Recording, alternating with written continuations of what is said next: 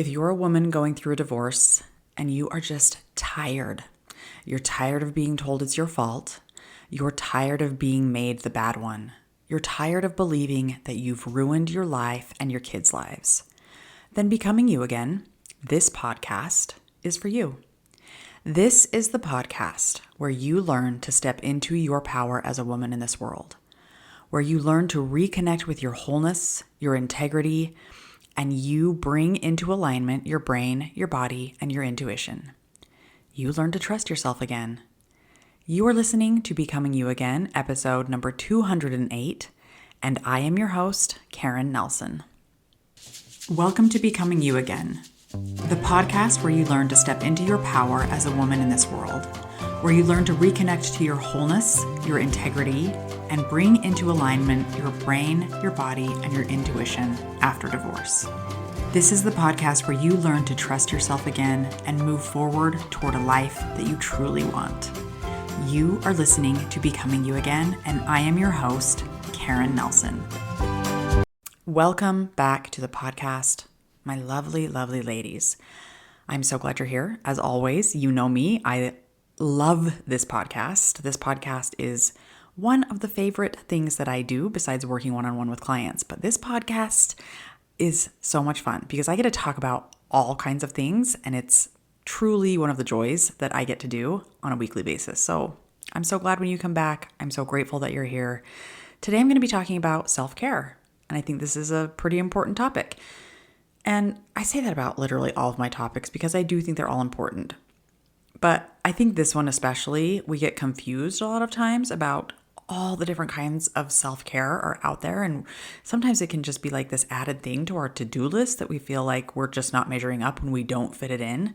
So I'm going to teach you some distinctions between pretend self-care and real self-care that I hope will help take that mental load and that one more thing that you have to add to your list off and really help you reconnect with your true wholeness. Okay, so how many times this week have you been scrolling through Instagram and seen an ad or a reel has popped up, or you've been on TikTok and you get like this, you see a video about this new planner, and that planner is just going to make your life so much easier. It's going to take all that stress away. Or that facial hair shaver that shaves all those fine hairs on women's faces as they get older. Or trying to think of ones that like have popped up in my feed lately. Like that lotion, that essential oil infused lotion that's going to help your cellulite disappear, but it's also going to calm you from that essential oil standpoint. Or anything like that, right? If you're like me, I get these kind of ads all the time, and it's all touted from some kind of self-care standpoint. Step into self-care and manage your schedule so you'll have less stress. Or step into self-care and keep that face and body looking young at all times so society will accept you and you'll fit in and you'll feel good about yourself. You can finally love the way you look again, right? But here's what I hope you'll start to see throughout this podcast. And as I talk more about this, I hope you'll start to see that this type of self-care, and I'm putting that in quotes, you know me, and I love my air quotes, this type of self-care, this is pretend self-care. It's like putting a Band-Aid on a bullet wound, as they say, right? And I'm going to talk in more depth in just a minute about why it's pretend and why I can label it with that word pretend. But I mention these examples because I want you to start to pay attention to how invasive these types of self-care products there are out there in our daily lives, and how they are so surface level that they really don't even touch the actual needs and the actual wants that real self-care can and will provide for you. And I'm going to give you examples of pretend self-care and real self-care. I'm going to talk about them both, so don't worry. You're in safe hands. I got you. But let's jump into this pretend versus real self-care. Self-care on the surface And in our modern day society, it is marketed as wellness or taking a moment to treat yourself, right? Treat yourself the way they say it in Parks and Rec in those few episodes. And this can be anything along the lines of like taking a hot yoga class, getting a pedicure, going for the massage to help you relax, or taking a hot bath with a chilled glass of wine. I want to be very clear here. There is nothing wrong with taking care of yourself, with treating yourself, with having more options for yourself in terms of wellness. Nothing wrong with that at all. Do that as much as you want. But the problem I see with defining these things as quote unquote self-care is it isn't actually caring for yourself in the deep connective sense. It's very surface level. And depending on your stress level, especially when you're going through a divorce, it can be so high through the roof, right? This, like I said, just may be one more thing that you feel like you have to add to your to-do list. You're just going to end up beating yourself up because I didn't do that. I really was going to take a bath tonight and I just didn't get around to it because I'm exhausted and all I want to do is like go to bed after this long day of mental load, stressful load, physical load, emotional load, all of the things. And it's just one more thing that I can't fit in. And now I got to beat myself up about this too. So no, we're not going to do that anymore. And it's why I like to refer to this kind of self-care as pretend self-care. Because when you participate in this type of self-care all of the time, you still feel let down. You still feel unsupported. You still feel like there's a missing something. It's because there's no real intentional support or care that's going on for you that is long lasting, that is getting to the core of what you actually need. And so what you're going to learn throughout this podcast is to move beyond the pretend self-care and to step into the truer self-care, which is the real sense, which is actually caring for yourself and knowing the difference between the two so that you can show up in the way that is supportive and functional for you. Real self-care is learning to do things that support your own self-preservation. This is going to look like setting boundaries, implementing self-compassion, and asserting your power, using your voice. So I'm going to give you a couple of ways that you can start to differentiate between pretend self-care and real self-care. Pretend self-care is typically recommended from outside of you. So like it's the ad, it's the person, your neighbor saying, oh, you should just go get a massage. It's the whatever, right? It's coming from outside of you. Whereas real self-care is a need that you recognize from within. Pretend self-care, it's a noun, and it usually is some kind of wellness product or some kind of activity, or maybe even just a product that you buy, like clothes or pants or something like that.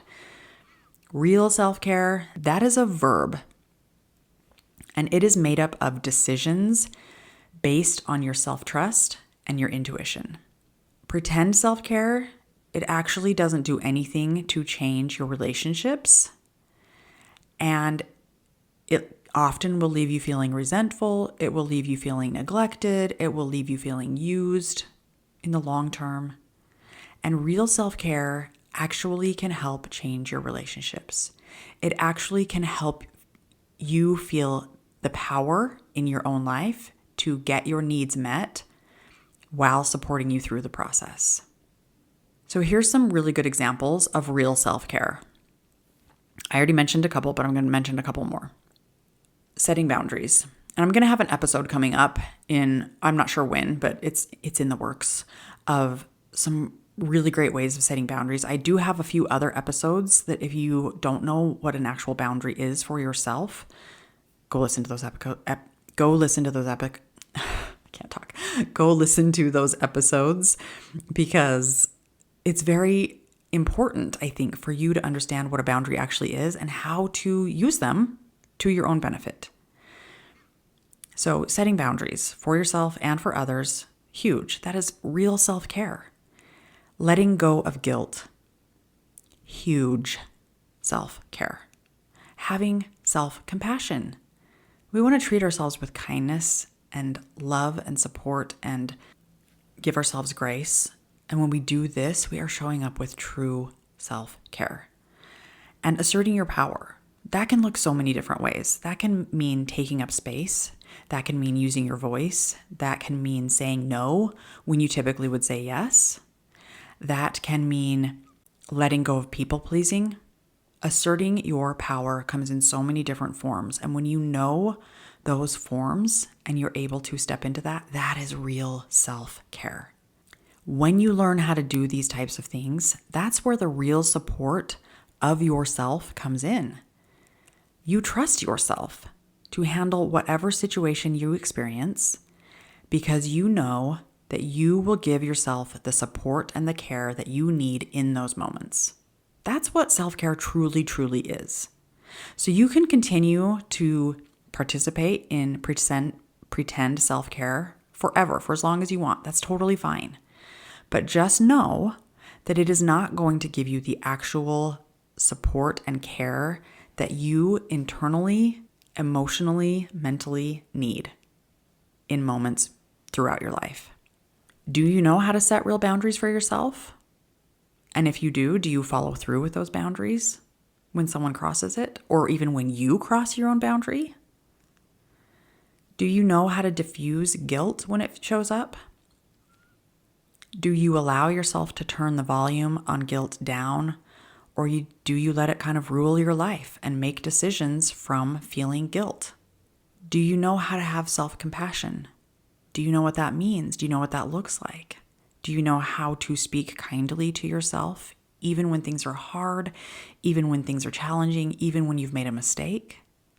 Do you believe that you have internal, inherent power that you were born with that's just waiting for you to tap into? Do you believe that you are more powerful and more capable than you give yourself credit for? Do you know how to tap into your power? Do you know how to tap into trusting yourself? These are questions that I want you to start asking yourself. Because when you can answer them, when you can truly identify the answers and follow through with the answers and implement them into your life, you are going to know yourself better. You are going to feel way more connected to yourself. You are going to feel internally supported in a way that probably you never have before, which is a beautiful, amazing thing.